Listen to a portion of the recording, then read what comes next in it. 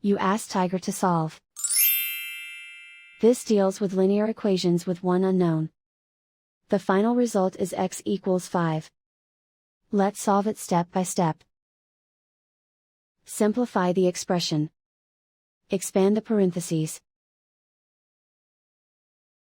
Simplify the arithmetic.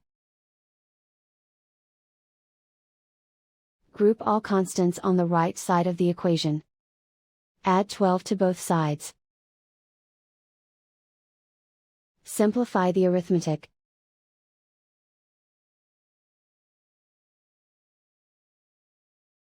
Isolate the x. Divide both sides by 6. Simplify the fraction. Find the greatest common factor of the numerator and denominator. Factor out and cancel the greatest common factor. And so the final result is x equals 5.